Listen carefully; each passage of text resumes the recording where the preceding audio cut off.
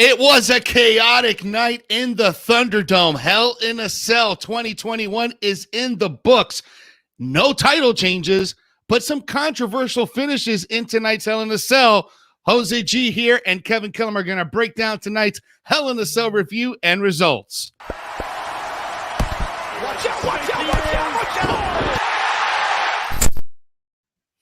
What's up, everyone? Jose G here for Sportskeeda Wrestling. Next to me is the guy that does everything every day with me alongside here in Sportskeeda Wrestling, Kevin Kellam. Dude, what did you think of the 2021 Hell in a Cell pay-per-view? I'll say what I think, but I want to know what the fans are thinking. I know we're live. I know we're on demand, and I know people are going to be listening to this later on. If you are listening on demand, if you're with us live, get in the comments and get on screen. If you're on demand, don't worry. We still jump into those conversations with you afterwards, especially on Facebook and YouTube. Don't feel like you're left out just because I wasn't up at like whatever time on Sunday night. You're still involved in it. Sound off here. Let us know what you thought of WWE Hell in a Cell 2021. Give us the 1 to 10, the 1 to 10 rating. 10 being the best thing ever. Meltzer, 5 stars and change. 1 being December to dismember, like the worst thing you've ever seen. I don't think this is the worst thing you've ever seen. Maybe it wasn't the best thing you've ever seen, but let us know. And if you're just enjoying the stream, you're just having fun with us on a Sunday night, go ahead and hit those reaction buttons. Go ahead and give us a like. You see something funny, give us you can hit it more than once, too, by the way. You can hit it much more than once. And for people who are watching for the first time, here's a challenge for you. You just want to lurk? Just tell us where you're watching from. Just jump in the comments and say where you're watching from. We've had people, I think, from almost every single state in the United States. I want to know what new countries are watching the show. And countries. It's pretty cool here. A lot of people signing off already about Bianca. I'll just put it out there. Bianca Belair is boring as a SmackDown champ. Has she already lost fans? I want to get into that, man. Has she already lost fans here? Steven saying great main event ending is a freaky roll-up end of the match. What the F? Catching them off guard here. And we got people watching in Philadelphia down by the Wawa, baby. Down by the Wawa, where they flip their R's and flowing get a hero. You going to give me a hero? get a hero. Get a cheesesteak here. We got people watching in East Texas. We got people watching in California. We got people watching in Australia. Still City, Pittsburgh. I love it. I love it here. We got some mountain mamas watching down in West Virginia. So definitely let us know where you guys are watching from the show. And let us sound off on the pay-per-view. Chris Les says the pay-per-view sucks, in my opinion. Chris, did you watch the pay-per-view or did you just follow on the internet just to complain? Because you have to be clear on that. I got to catch a whole lot of the show. I thought this was a pretty damn good, fun show. I think this falls in line with a lot of pandemic-era WWE pay-per-views of build is okay.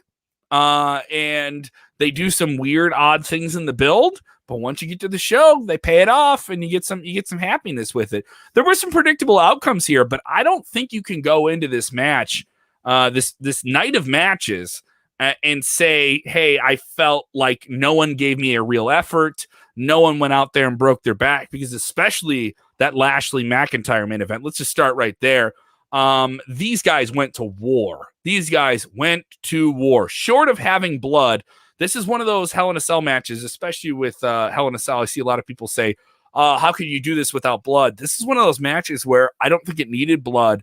It really looked like they hurt each other a lot. The welts on Drew McIntyre's back. Oh, yeah. The kendo stick being used to like brace him inside the cage. 2 different table bumps. Even Lashley's laceration on his shoulder. Did you see that huge laceration he had? I didn't catch that. Where was that? Oh, yeah. It was like a big abrasion, like right on his shoulder. It was like a big chunk of skin missing during that match. I don't know. I'm not sure what spot that happened in, but it looked pretty brutal. Anthony Bruno with us all the time. Thank you so much, Anthony. You have a beautiful avatar of your wonderful dog. He says, I rate the show 10 out of 10. Gives it a 10 out of 10. I think Bianca Belair and Bayley stole the show. Somebody earlier said they thought Bianca was a boring champion. And Bobby and Drew stole the show as well. I think Charlotte should have won. I'm watching from Washington, PA. Shout out to you. Shout out to Caleb as well. All right. Thank you so much for watching. Very physical matches, Antoine. What do you think, Drew Lashley? This was Drew's last shot at Lashley as the WWE Champion. He will not get another shot at that. MVP getting involved on countless occasions. We also had a ref bump. There was a lot of shenanigans inside the cell, but this is one of those matches with the cell, because there is so many moving pieces, it lends itself. Almost the environment, as much as people say it's supposed to keep people out, it definitely makes it a lot more chaotic for the people inside the match. I think people are kind of conditioned to that. Yeah, I think you're right. This match itself had a lot of very good storytelling from the point of view that Drew McIntyre was completely frustrated. He picked this match for a specific reason, to keep MVP out. But then again, we saw these shenanigans happening during the match where the ref is taken out. Drew McIntyre calls on David Orongo, the referee on the outside, to come in to open so he can finish reffing the match. MVP sneaks in, and that's where we get all of these, shenanigans that happen with Drew McIntyre, which led to Bobby Lashley. It made sense with the hell where it would take him a while to get in the ring. Absolutely. It gave Lashley enough time to get up from that Claymore and set himself up. And the thing is, it was almost like a double swerve where you thought that was going to be the ending of the match. And they did another 5 minutes of brutality, and Drew went through the table. And okay, now we're going to do the roll up, which they didn't even pin him too. That's another thing, is Drew still looks strong in this. You can't say Drew is jobbed out in this. He is still coming out of this match. It was a brutal match. Yes, he's still one of the top guys in WWE, even though he didn't win this title, that's a hard thing to pull off, but I lend itself to the way this match was produced and how this came off. What did you guys think of it? Is Drew still the guy to pay attention to? Are you worn out on Drew? Troy is texting in here saying, I expect Drew McIntyre to talk to Adam Pearce. Troy also saying that Drew won that match. Craig Bush saying glad we have Sam saying glad Drew lost. All right, some people sounding off here. Let us know what you think here. A lot of people with different opinions about this. Here we go. Greg, very own Sportskeeda's very own. Thank you so much, Greg. He goes, as much as I didn't love the ending, that match was a great Hell in a Cell. Lashley and McIntyre beat the crap out of each other. I mean, that's the thing you want from these matches. If you want to come into this show and say, they didn't give me this, and they didn't do this, and they didn't do that, they did everything you wanted out of a Hell in a Cell match and more, short of going up to the top of the cell. And I think that's another thing, is people say if they don't go to the top of the cell, it's not a great Hell in a Cell match. I think that's ridiculous. Like, that's like saying you have to do certain things to have a great match. I think it's kind of is silly. Where does this rank for you as a Hell in a Cell match? Is it one of the greatest Hell in a Cell matches of all time? I don't want to say yeah. Yeah, no, it's not one of the best Hell in a Cell matches I've ever seen. It was entertaining, because it was Godzilla versus King Kong, literally inside the cage, and it was great. And like I mentioned earlier, it was great storytelling. And you know what? I like Drew McIntyre better in the chase for the title than being the champion. I'm not saying that he's a bad champion, but I just think that the money for him is in the chase. Whereas right now, Bobby Lashley is absolutely killing it as WWE Champion. Plus, this kind of leaves the door open for all the rumors that everybody and the internet has been talking about, the potential Brock Lesnar versus Bobby Lashley. If you guys want more of Bobby Lashley, I know it may seem a little bit passe, just considering we're past Hell in a Cell here, but we did have an exclusive interview with him. It is available on the Sportskeeda Wrestling YouTube. Go check it out right now. Does he talk about the Brock Lesnar match? 100%. 100%. You see us pointing to it right there. Go to it. Go there and check it out. If you're with us on the podcast side of things, that full interview is also up in our podcast feed as well. So let us know. Sound off in the comments. Sound off. Let us know. This is a super interactive show. We're right after a pay-per-view. I see how many people are watching. I don't see how many people are matching that with likes. Let's step it up. Let's step it up. Engage with the show, guys. Engage and rage. If you're mad about the show, let us know what you think with those same engagement buttons. Let us know what you think here. Other people chiming in. Michael saying Drew McIntyre is a B player. Ouch. They're trying to make him an A player. Not working for me. I'm going to have to strongly. Yes, I'm going to have to strongly disagree with that. Michael following that up with a Bobby Lashley rules. Okay, so I love Bobby Lashley, but like I don't understand how you would classified Drew McIntyre as a B-plus player. The guy beat Brock Lesnar in less than 5 minutes, and 5 minutes after that, he beat the Big Show at WrestleMania last year. And he's That's also not a B-plus player. He's also a guy who put in the work, and he's a guy who absolutely put in the work to become who he is. Went through a lot of different things to become who he is. Went through COVID this year like a lot of different people did to still stay who he is. Gary Murphy saying a Hell in a Cell match ending at a roll-up? Yeah, because there was a roll-up finish here. A lot of people thinking that was a little bit much considering how much those guys all went through, the kicking out of finishers, going through tables, and it ends up in a roll-up. Is that an abrupt wet fart of an ending? I don't think so. Again, it goes back to the storytelling. We knew that something like this was going to happen. The money is in Drew chasing that title, not so much right now being the champion. MVP sneaking his way into the cage. It was great. I kind of expected something like this to happen. I didn't especially with the MVP being at ringside outside Hell in a Cell. I knew from the get, okay, something's going to happen here where it's not going to finish up clean and people are going to bitch about it. And sure enough, people are bitching about it. Here we go. Keeping it current. Text is in here on YouTube. If you guys are with us on YouTube and you're watching on YouTube, get in the comments as well. You're with us live just as much as people on Facebook are. He goes, this show was better than NXT TakeOver. Ouch. That's a lot here. I love the TakeOver show. But the booking always holds back the main roster, with the last two finishes being an example. I don't know if that's an issue at all. I think a roll-up finish is fine. There's many other fantastic, greatest of all matches. The consensus is in on those matches of all time matches that ends in roll-ups, that end in roll-up finishes. Jericho, Shawn Michaels at WrestleMania 19, roll-up finish. I believe Savage and Steamboat, WrestleMania 3, that was a roll-up finish. And there's plenty of great matches you've seen that have had roll-up finishes. So I don't think, because that's limiting people. That's saying you can't do something to be great. I don't think if the timing works and everything hits, it's fine. I thought this was a great match. This is a match. Maybe it'll be in the tail end of best matches of the year. I don't think it'll be in the top 10, but it's up there. Did it close out a strong show? Tell me about the rest of Hell in a Cell. What else do you want to talk about on Hell in a Cell? Do you want to jump into this other title match here, the SmackDown Women's Championship here, involving Bianca Belair and Bayley? Yeah, that was the opening match of the night, and that was actually a pretty damn good match. And I did want to point something out from this pay-per-view, Kevin, that out of both Hell in a Cell matches that we had, nobody took an unnecessary nasty bump from the side or the top of the cage. It didn't happen. Saving themselves to the road coming up in July, man. It's happening. We're going to be doing some other stuff here come July and August. Yeah. Maybe. But this was actually a very good match for Bianca Belair. Bianca Belair really showed another side of herself in this match with Bayley. Bayley is a veteran in the ring for I don't know how long, close to 20 years.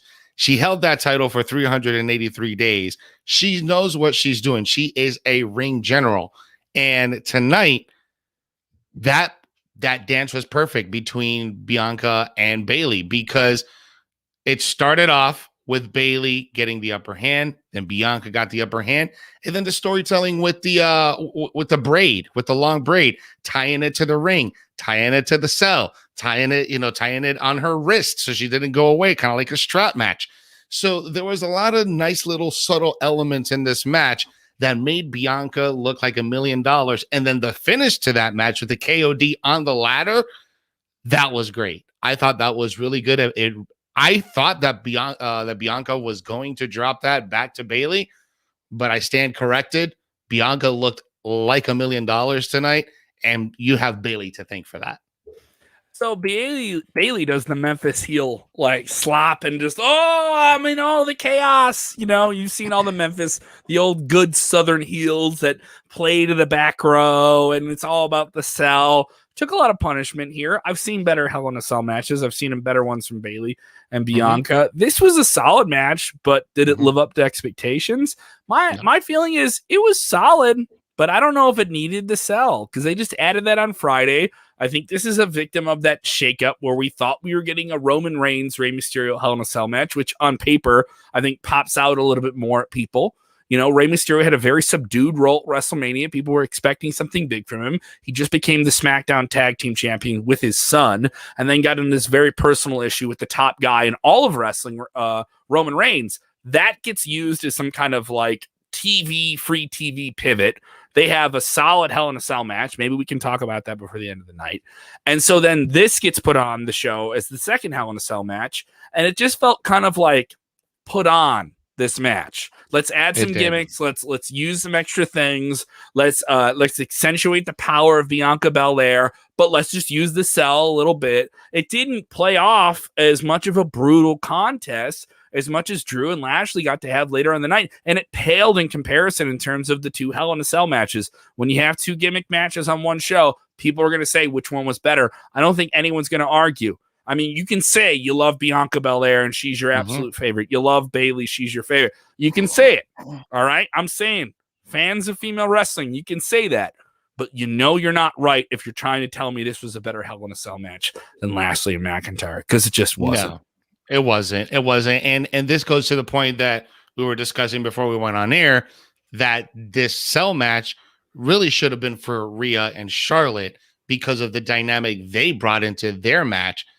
And on the way how that match ended, because that match ended in a DQ. Now, that match, there was a lot of brutality, a lot of physicality between Charlotte and Rhea.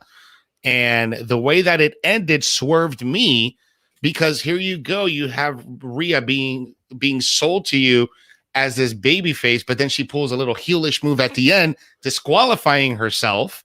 Okay, she still retains her title, so Charlotte wins by DQ, but then you get this DQ finish out of nowhere, and then you hear the words, "I just did what you would have done to me. I just got there first." So I thought that was good, but that match should have been inside the cell. I agree. Let's talk about another heated contest with the women tonight. Women featured pretty prominently here. 3 women's matches on the main card of tonight's pay-per-view. Let's talk here about Charlotte Flair versus Rhea Ripley for the Raw Women's Championship. What'd you think? Oh, I mean, just like I said, I think that this match should have been inside the cell. This match had a lot of more than the other one. This match should have had a lot of physicality. The utter disdain for each other was very noticeable inside of the ring, where to the point where Charlotte started attacking Rhea before the ref even lifted the title. Like, that's how bad she wanted to get at her, and we saw it tonight. I thought it was a good match. The finish kind of caught me with a swerve because I wasn't expecting for Rhea to intentionally disqualify herself. But now we know she has the motives because she's just doing what Charlotte Flair would have done if she was champion. Yeah, using a piece of a table to attack your opponent in a match, I guess, is somehow... you can put someone through a table at ringside, and that's okay. You can slam it, yeah, but you can't use physical table to hit the person because that's a disqualification. Is that a little weird to you? It is very weird. Because you can body slam him. I get where you can't like pry a piece of the ring off and use it as like a wielded weapon, right? But this ruling's a little wonky for me. Like, if the table's already broken and there's just shards everywhere, that's game to me. That's just me. But I can understand where some people want to get critical about it. So Ripley used a piece of the table to attack Charlotte Flair. Charlotte Flair gets the DQ win. Feels like a schmoz. It was a fun angle. Really cool. I feel more upset by this ending than I do the roll-up finish in the Hell in a Cell. Yeah, and to my point where I was talking about earlier that, you know, Rhea's being sold to me as a babyface, Ryan Tweak is saying, I don't see her as a babyface. I feel she's neutral, kind of like in between. Mm-hmm. Maybe. Hello to Jaho from Brazil. All right, that's pretty sweet. People all over the map. If you join us, shout where you guys are watching from here. Here's a little Portuguese for you. Muito obrigado, Jao. I don't know what that means, but thank you very much. Thank you very much for tuning in, Jao. I wrote a report about Brazil back in 8th grade, and I wish I would retain some of the information, but I don't. But what I do remember from Brazil, and this is just my limited BS, fat, dumb American knowledge, is from the Fast and the Furious film with The Rock. You remember that one where The Rock I love that goes to movie. Brazil? That's my favorite fast It's film. the best one. When he goes to Brazil, and he has to catch Dominic Toretto and his runners, right? Because they're called runners. That's a term that everyone knows, right? He wants to catch runners, and he has to talk to all the Brazilian police officials. And he gets off the plane, and he's like, I want this person as my translator. Why do you want them as your translator? Because I like her smile. And you don't see The Rock's face, but you know it's The Rock as he's walking off this plane, being a real badass. And he goes, one more thing. Stay out of my fucking way. He gets the one F word in the PG-13 movie. While his beard is dripping oil and sweat. Yes, while it was weird. Yeah, because he was on that plane just dripping oil for some reason. Just getting all jacked up on this plane. Maybe we'll see some of the Rock getting all jacked up this summer. For sure. Garrity watching us from the Philippines. All right, I love this, man. We got people watching from all over the world. If you guys are watching on demand in the comments, shout out where you guys are watching from, and don't be afraid to subscribe to the channel. Turn those notifications on so you guys know when we're live. We do Vince Russo every Monday night reviewing Monday Night Raw. He's going back and forth now with Eva Marie. Are they going to get Eva Marie on Legion of Raw at some point? We'd love to have her on the show. All right, so that's our Monday Night Raw show. On Monday through Friday, in the afternoons, you and I do the wonderful top story of the day for about a half an hour around 5 p.m. Central, 6 p.m. Eastern. All right. So this is another reason to subscribe to the channel. And then on Wednesday nights, we have the debrief, which hopefully will settle back into a pattern with Dynamite being on Wednesday. Hopefully, man. With yourself and Rico covering AEW and NXT. Friday nights into Saturdays. Maybe we have a lot more people watching on Saturday afternoons as well. Friday nights, though, right after SmackDown, we're doing Smack Talk with the legendary Dutch Rude Show. Dutch Mantel. Russo's the other night. I'm talking too fast. They did the Dragon Ball Z dance. They fused, and it's Dutch Russo.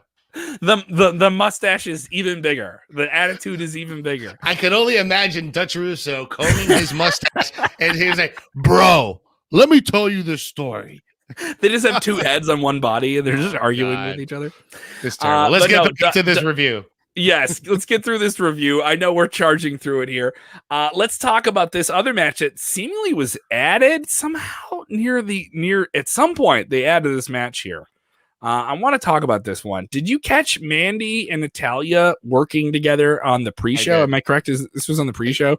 Yeah, I did. They just kind of put this just very last minute.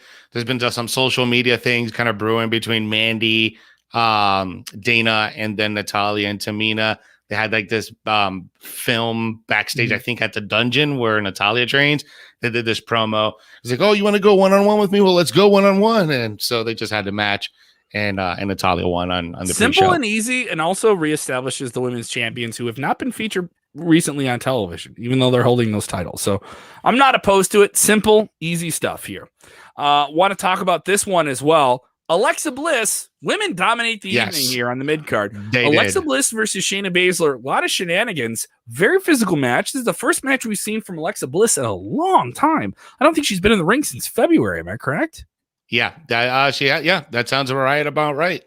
So we get we get her on television a lot, doing all these different things and playing up the Fiend part and being a big part of the build to WrestleMania. And then somehow she got to puppet Nia Jax to be something at ringside to keep Reginald off of the apron and then hit the finish.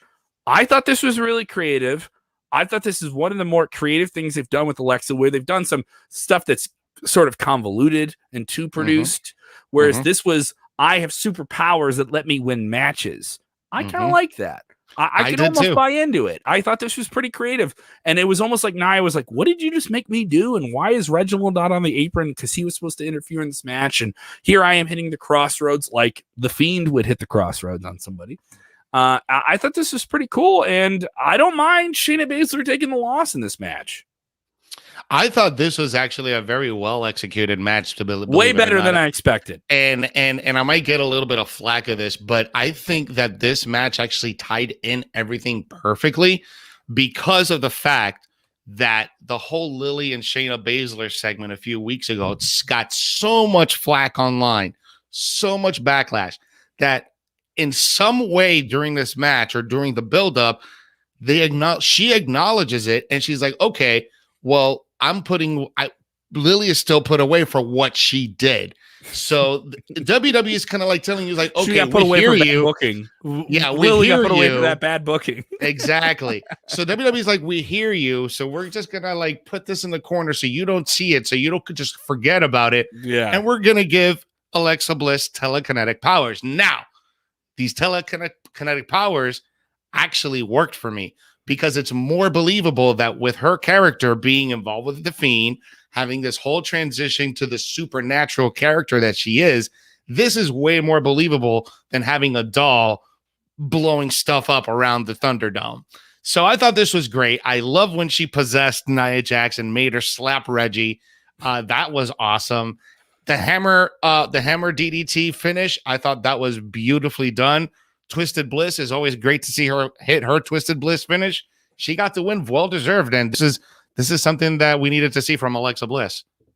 I agree. She needed the win. She needed something that would re-cement this character that we haven't seen in months and months and months. It's just been angle after angle, interview after interview. There's only so much Hollywood magic you can dust on a character to keep her from being in there. There's been a lot of debate about whether or not Alexa Bliss can get cleared to go full time again, but I don't think WWE at this point, with the way they treat concussions, and that's what she was dealing with more than a year and a half ago, would get back in the ring if she couldn't. I think they would just want to protect her as much as they protect the Fiend, where she only has matches when she's supposed to have a match. It's only supposed to be something specific.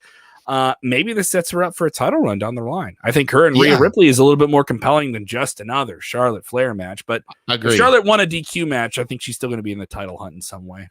Now, what did you think of the little details that Alexa Bliss did, like having that walk, that crawl, like she does, like from the ring or from that the old school Asian movies, horror movies. Yeah, having that that's walk.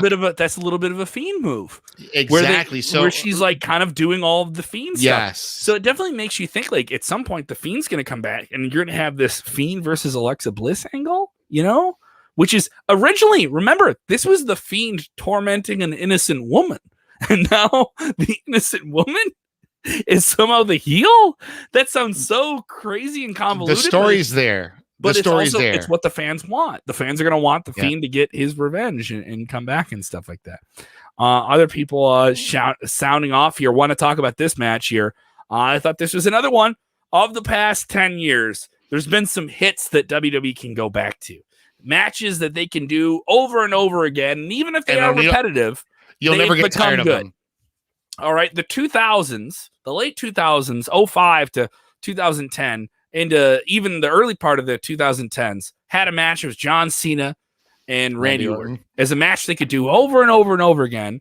And some people complain about it, but it would always have something to it. Even if you were complaining about it, it had something to it. I would say in the last 5 or 6 years, 7 years, that match would be Kevin Owens and Sami Zayn. You can say Sami Zayn has been lost in the shuffle, but whenever he gets back in the ring and him and Kevin Owens get to do their thing, it is special. They got to have, I think, a very underrated match at this year's WrestleMania. I got to have them see a match years ago at a Payback pay-per-view in Chicago, and it was absolutely fantastic and stole the show. They've done the match on television several times. This was another do it in between the bells, tell the story, and Sami Zayn picks up the win here off an injured, battered Kevin Owens, still reeling from the attack of Commander Aziz on Friday. So putting over that guy, right? And keeping these other mid-card players revolving around the Intercontinental title championship. This wasn't the best match I've seen these two have, but it was very functional, very strong. I enjoyed it. Yeah, I think that the story between these two was very well told in this particular match, especially from what we saw happen on SmackDown with Commander Aziz taking out Kevin Owens, and we still see the effects of that during this match. He's coughing, trying to grasp for air, and I even think at one point during that match, this might be a work, but I think it looked legit. I think Kevin Owens separated his left shoulder during the spot where Sami Zayn hit the tope suicida onto him and landed on his shoulder. He immediately got up, looked up, and looked at the referee, and he was just holding his left shoulder for the remainder of the match. I think something I genuinely noticed happened. that as well, but the match went on a significant period of time after that. I'm not saying I know wrestling, but I've been around a wrestling ring when there's been some fear of an injury. The match continues. Someone gets out of the match and they say, I had a little bit of nerves about it. I banged it up, but I don't know how bad it is, but we could get through the match. We were okay. And they get it looked at, and maybe there's some issue, but it isn't a severe injury or something that's going to keep him on the shelf for a very long time. Let's just hope Kevin Owens is okay. I hope so. This is a guy who's dealt with injuries in the time of WWE. Let's hope he's still a part of that touring roster. I mean, this is a guy who about a year and a half ago signed a 5-year deal. He's still got to get about good 3 years and change on that deal. But if WWE's release happy, let's just hope they don't do it to somebody as credible and awesome as Kevin Owens. I don't think it's going to happen here. Doug saying, I would love to see Zayn versus Owens Hell in a Cell. You know what? I would have agreed with that more than the Bailey and Bianca match, because that would have been another way to make this very, very personal, long-standing feud between these two that dates back even way before WWE.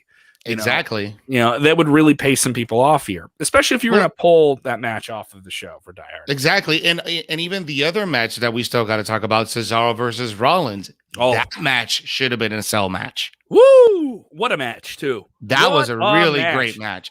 For number 2 match of the night to follow up a Hell in a Cell match, I thought that was one of the best matches of the entire night. This from being a part of wrestling shows. When the card comes out and you've been in a locker room, and we're not wrestlers, but we've been in a locker room and see wrestlers react to when a card gets presented to them. They know who the opener is before they get there, and they know that if they have to get there at a certain time, right? If they're traveling in their indies, right? And they know if they're the main event because they know if they're on the poster, and they know if they have to do extra promotion or go online or really tweet about the show, all those things. But if you're the second match in the show, it's kind of like, I'm on the show. It's the second match in the show. I'm gonna do something. It's gonna be fine. But second match on a card is always the least desired position to be in. Everyone always wants to be the opener, or they want to be the closer, or maybe somewhere near the end, right? Or maybe coming out of an intermission or something like that in the traditional sense. I think with internet shows, streaming shows, it's becoming less and less of a thing that if you have the time, you can really steal the show. And Cesaro and Rollins were an example of that. They are doing something exceptional outside of having a title. This is one of those special things where it reminds you WWE's roster is still deep. And I also think they've had crafty creative in this storyline. They haven't wasted anything they've done. Even the little angle they did this past Friday where it's like, we could get physical, but we're not going to do it. And we're just going to sit and talk. And then I'm going to insult you and now push me down. And then it's perfect. And it's build this steam up like you're making a cup of tea. I thought this match was fantastic. Showed off the UFO. Showed off Cesaro's strength. I almost felt like these guys are playing the same hits they got at WrestleMania a bit. Yeah, I think this was just a continuation from what we saw at WrestleMania. If we would have had a 1 hour Broadway show with this one, this is what we would have gotten. Just the WrestleMania match and this match put together. This was actually a very good match, and this was actually very well deserving for Seth Rollins to get this match because we're going to get this storyline, I think, wrap up either at Money in the Bank or at SummerSlam. This particular story is not over. Rollins thinks that it might be over because he got the win. He said it's 1-1. Cesaro clearly is not going to be done with this. So this is going to continue. I also think it's weird because Cesaro got put on the stretcher before this, and now he gets laid out and he loses in this match. So something made me think like, all right, Rollins can take the loss and Cesaro get the win. Does Cesaro lose the momentum after that big win at WrestleMania, his first big win at WrestleMania singles match, and then losing here? Is some of that momentum, has he lost his edge a little bit to you? I don't know. I'm up in the air. It depends on where they go with it. I love the match tonight. Rollins needed something too. You can't just let that guy go by the wayside. This is the part of having a really talented roster. You have to give everyone something at some point. Yeah, it's weird, because Cesaro has his moments, and Cesaro is a great in-ring competitor. But Cesaro has his moments, and the universe itself, WWE Universe, is solely behind Cesaro. But we do have to talk about the fact that Seth Rollins, just like Roman Reigns, he's operating on a different level right now. He has taken his Messiah character, he's taken his architect character, and he's taken his Seth freaking Rollins character and mashed it all up into one, into like, if you follow Dragon Ball Z, this Ultra Instinct version of Seth Rollins. He's on another level. And I wouldn't be surprised if he challenges for that Universal title at somewhere down the line. Mm-hmm. People jumping in here. Dro saying, Jose, hi, how are you doing today, my guy?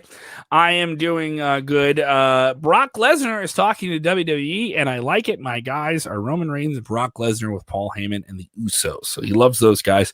Yes, the rumors have been developing. We have the story up at sportskeeda.com right now. Brock Lesnar reportedly in negotiations. This scoop has been dug up by Millennial Meltzer himself, Sean Ross Sapp, saying that the Beast incarnate is in line for some type of WWE return. Do you think anything was lined up this week with Roman Reigns beating Rey Mysterio brutally in that Hell in a Cell match, which was on free television? That was on free TV. By the way, people bitching and moaning about WWE, that was on free TV. What do you think, Brock? Where do you put him back in here in the mix before we wrap up this Hell in a Cell review? Oh, I think we see Brock. If Brock comes back, we're going to see Brock on the Monday Night Raw after Money in the Bank. It's not going to be anywhere before. You don't think we'll see him on that SmackDown, that first SmackDown's in front of a live crowd? No, because I think they're gonna put him on Raw to go up against Bobby. I mean, it would be awesome to have him on SmackDown. You know what? Who knows? Remember he did start off on SmackDown when SmackDown made its premiere on Fox. He beat Kofi on the premiere and then ended up on Monday Night Raw the very Monday after. So my thing is, if you're WWE, you're doing this all the time. You took a Hell in a Cell match off a pay-per-view from NBC Universal, which has Peacock. That's where your network is now. That's where Raw is. They're with NBC Universal. And you went and put it on free television with Fox. So maybe some feathers have been ruffled. So then you go to the people over at NBC and be like, well, we're giving you Brock in July. So there has to be something you go back and forth. No confirmation on that. Purely speculation. Yeah, no, but I mean, that has to be the feeling, right? Like, he was like, well, what are you going to do for me? You get Fox a Hell in a Cell match for free on TV. We're going to give you Brock in July. Oh, okay. Okay, you're good. You're good.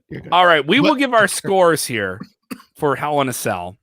Do we have anything else we want to wrap up here on this big pay-per-view card for WWE? Let's talk about the Roman versus Rey Mysterio match, because that is technically that was supposed to be on the show. It's technically part of this match, and I want to talk on how dominant Roman Reigns looked in that match.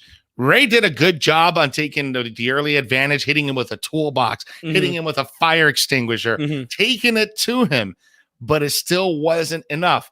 And I don't know, I like noticing small little details when it comes to how they're doing their moves inside the ring. Did you notice the new way Roman is doing his guillotine? He's doing like a front face figure four lock as opposed to just a regular guillotine. So it looks like he's putting a lot more pressure. It looks a lot more devastating. And Rey sold it at 100. And then Jimmy Uso coming out at the end, lifting up Roman's arm, seemingly acknowledging the tribal chief. But no Jay. No Jay Russo. Jay Uso. That's the Russo. They're all in the Russo family. It's me stumbling over myself like crazy. You can laugh at me. Don't worry. You'll put that in the group thread before the end of the evening. I was very surprised. I was very surprised how much Jimmy flipped over and is now aligned with him when it was such a point of contention. And they've been doing a lot of family drama back and forth. That's still very interesting. Those pieces were all moving around, and you still have this very reasonable, good motivation for Rey Mysterio to be like, I want you in a cage. I want you in a brutal cage match because you demolished my son. You attacked my son. You did this to my son. And Rey opened that show with a great promo. I thought they ended with it. Also, give it up to Roman Reigns for delivery. When you powerbomb someone, you can do it, especially when you powerbomb someone and you do what's the launch. You really have to do that the right way. If you do it too high or you do it too low, that person's going to come down at the wrong angle. And now you're doing that 10 feet into the air at a wall so that he can catch it and then land the right way. Also, this isn't a Rey Mysterio that's 25. This is a Rey Mysterio that's in his 40s, that's had more surgeries than you and I can count, and hit that cage and landed well. Mind you, that looked brutal, and then still did a post-match angle. Kudos to both men. The storyline is there. Whenever these guys come back, whether or not I think maybe those tag belts get taken off of Mysterio's this week at some point. I mean, whenever those guys come back, there will be hell to pay. There will be hell to pay at the hands of the Mysterios from the Uso NOI family. The bloodline will pay in blood. I'm telling you, at some point in 2021, Rey Mysterio is going to get his comeuppance on that ever wet so hair of Roman Reigns. I'm telling you right now. Hair versus mask. Book it. Hair versus mask. So does Rey Mysterio bring back Cain Velasquez as an equalizer to Roman Reigns? Cain can come back and be heel or babyface in this regard. I'm all over the place. I'm pumped by it, dude. I love SmackDown. SmackDown did a lot for this pay-per-view. Usually go home shows. This was a SmackDown heavy pay-per-view. Yeah, and this is a SmackDown heavy pay-per-view. So let's do it. What is your 1 to 10 rating? I thought this was a good pay-per-view. I didn't think this was a great pay-per-view. I'm giving it a 6.8 of 10. I can't give it a 7. I don't think this is the best pay-per-view. I thought Backlash was a better show. I thought TakeOver was a better show. I thought Double or Nothing was a better show. This is still really, really cool. Best match of the night was Lashley and Drew McIntyre inside Hell in a Cell. Yeah, I'm going to go with about a 6.5 on this one. And the reason I'm going 6.5, the last two finishes of the matches were just kind of like up in the air. We had a roll-up finish at the main event and a Hell in a Cell. And then we had the DQ finish with Charlotte Flair. Not to mention that the Rhea Ripley and Charlotte Flair really should have been a Hell in a Cell match as opposed to Bianca Belair and Bayley. So yeah, it wasn't like the best pay-per-view. It wasn't the worst pay-per-view. No. But I think you're absolutely right. TakeOver, I thought was better. Double or Nothing had its moments. And WrestleMania Backlash had more quality matches compared to Hell in a Cell. Other people chiming in here. Philip giving it a 5 out of 10. Luke giving it a 7.7. CRC, who's with us all the time, says 7 for me. I'd say a high 7, though I thought the last two matches and the ending got me. DQ because of the front of the table guard, something they use all the time. Come on, man. Thank you, Chris. You're right there with me. You're right there with me on that. I thought that was kind of weird and a bit convoluted. A bit convoluted in that regard. Lot to cover. Lot going on right now. AEW, really crazy. Hopefully they'll figure out their get themselves back in line here in the next weeks ahead here with them moving back to Wednesday nights in the few weeks ahead here. They're busy. WWE going to be hitting the road in mid-July. I do think now this puts them on dead set to get ready for that. I think there's some big angles we're going to see. Maybe there'll be some television that feels like they're just holding on to something until we get in front of live crowds. I've heard a lot of fans say that could happen. Do you feel that's happening too?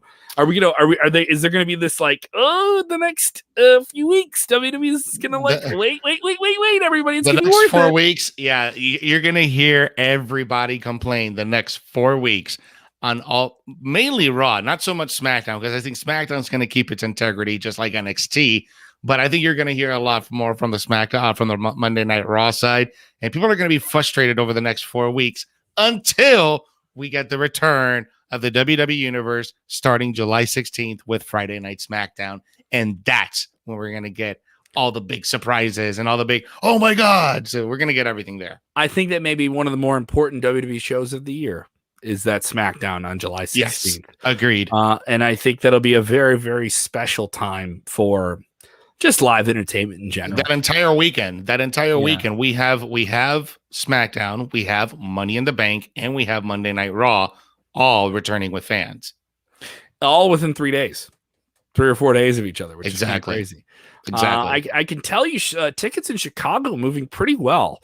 For Monday at Raw on August 2nd, we do hear rumblings of The Fiend and The Edge returning for advertised events, live events for WWE in the weeks before SummerSlam. So there's some possibility of them coming back. Then we hear rumblings that Becky Lynch is somehow been seen at the WWE Performance Center.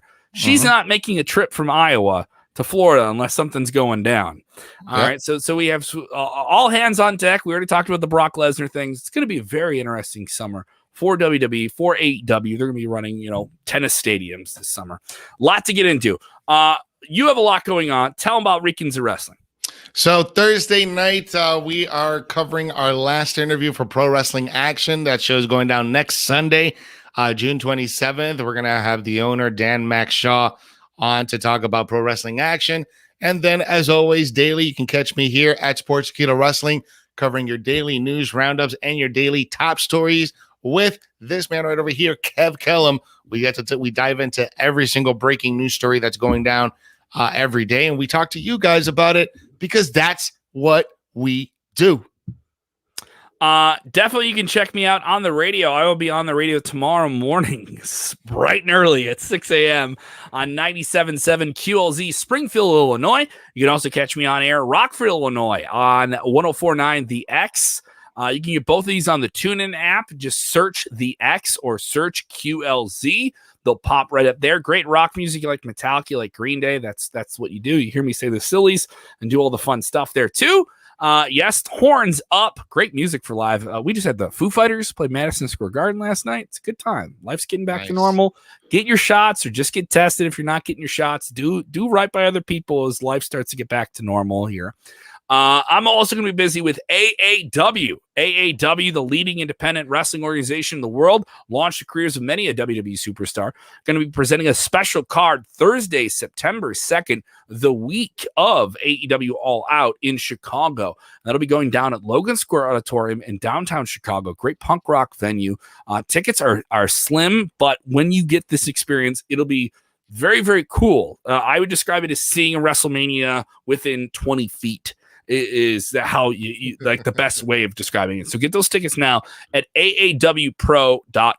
That's what I got going on. I'll also be doing some live comedy shows. You can see the dates up on my Twitter at Kev Kellam. That's at Kev Kellam. I'm a very, very busy man, and I have some very, very patient people in my life. So yeah, you do. And I'm losing this hair because all the things I got to wake up for. Yeah. I want to say thank you to Jose being very accommodating here and on a Sunday night. Hope everyone's having a great Father's Day as well. To all the dads out there with their tag team partners on the couch, the sons and daughters, happy Father's Day to you as well. And to the dads who brought their kids to wrestling matches, who didn't want to go to the wrestling matches, God bless you. God bless you. I had a mom and dad who would ask when the pay-per-view party was up and everyone came up from the rec room. All right, did the good guy win? All right, go home. Like that. So that's to them. We say thank you as well. Thank you guys so much for supporting the show. We know you spent 46 minutes with us on a Sunday evening. Thank you so much. We hope that made your day better. Hope you enjoyed a little bit of wrestling talk with you. That's what Sportskeeda is all about. Go ahead and get our app. It's available on Google Play and Apple. Get all your wrestling in one place, 2 clicks. Don't have to go all over the internet, and get our content as well on whatever app serves you best, YouTube, Facebook, or the audio apps on Spotify and more.